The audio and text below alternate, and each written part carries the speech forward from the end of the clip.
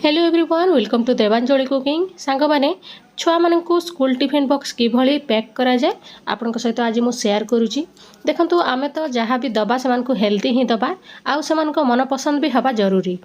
मो पुओ को टिके आलू परोटा पसंद से मु लंच रे खाइबो से 2टा आलू परोटा दउची। तापरे सेमानकु सांग मानक सहित शेयर मध्य करि थांती से माने सेति टिके अधिका ही देइथिबे। जो छुआ मैंने जब भात खाइबा इंटरेस्ट से भात देवे। तापर टिके मसला आलू भजा टिके देइची ताकू बहुत पसंद ये आलू भजाटा। आपण एमती साधारे करेंगे टमाटो और पियाज देकी करेंगे ना टिके स्मेल होता है जेहेतु 3-4 घंटा बंद हो से।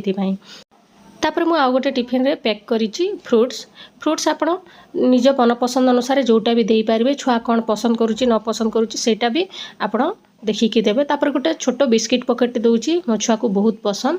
फ्रुट्सटा निहाती रहिबा जरूरी। सांग माने छुआ को जहाँ भी आपण देवे हेल्दी ही देवे। आउ छुआ मान टिफिन बॉक्स रे चटपटा खाद्य ही दरकार से ना से खाती से टिफिन बॉक्स को आपण देखिकी ही पैक करेंगे से मन पसंद अनुसार पैक करेंगे। लास्ट को गोटे टिश्यू पेपर भी मुझे देदेइची। टिश्यू पेपरटा निहाती आपण छुआ को दिंतु। आशा करुच्ची ये भिडियोटा आपण मानकु यूजफुल हवा। Thank you for watching.